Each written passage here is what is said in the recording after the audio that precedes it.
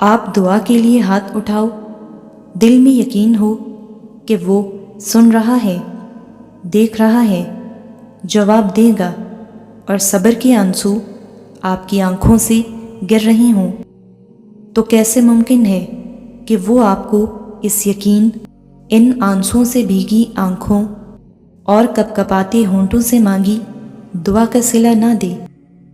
آزمائش پر ثابت قدمی آپ کو لڑکھڑا رہی ہو، لیکن آپ پھر بھی ضبط کر کے کھڑی ہوں، اس توکل کے ساتھ کہ وہ گرنے نہیں دے گا، گرنے سے پہلے سنبھال لے گا۔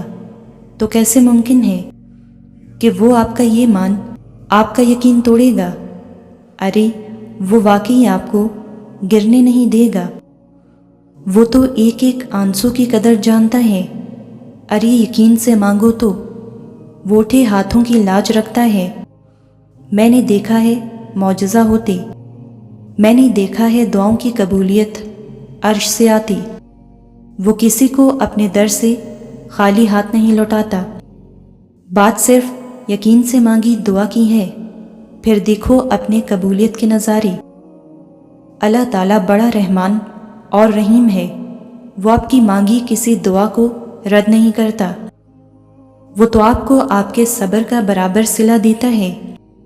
کبھی بھی مایوس نہ ہونا، وہ کرے گا عطا، ایسے کہ تمہارے گمان سے بڑا ہوگا تمہارے لیے۔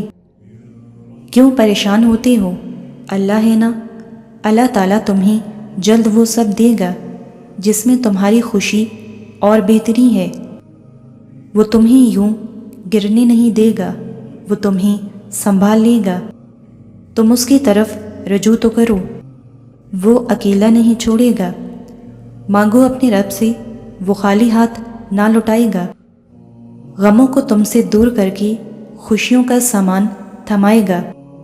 اس پر توکل کو مضبوط کر کے صبر رکھو، دیکھنا وہ اس اندھیرے میں تمہارے لیے روشنی کا چراغ جلائے گا۔ اور دعائیں رد نہیں ہوتیں، قبولیت کا درجہ پا ہی لیتی ہیں۔ صبر اور یقین سے وہ تمہارا مقدر سنوار سکتی ہیں۔ مانگو اپنے رب سے اور بے شمار مانگو۔ دعاؤں میں وہ طاقت ہے جو معجزے کروا سکتی ہے۔ دعائیں تو سب کچھ ہیں، اگر یہ نہیں تو کچھ حاصل نہیں۔ اور پتہ ہے کبھی کبھی لگتا ہے کہ دعائیں قبول نہیں ہو رہی، اللہ تعالیٰ ہمیں سن نہیں رہا، وہ تمہاری دعاؤں پر کن نہیں فرما رہا، اور تمہاری طویل تر انتظار کی سیڑھی ختم نہیں ہو رہی۔ ارے ایسا نہیں ہے، وہ تو بس آزماتا ہے، تمہاری صبر، تمہاری برداشت کو آزماتا ہے۔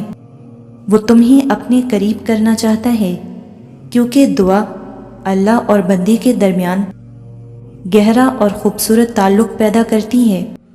وہ دیر کر رہا ہے تو فقط اس لیے کہ وہ تمہارے دل کی آواز سننا چاہتا ہے، وہ تمہاری پکار سننا چاہتا ہے۔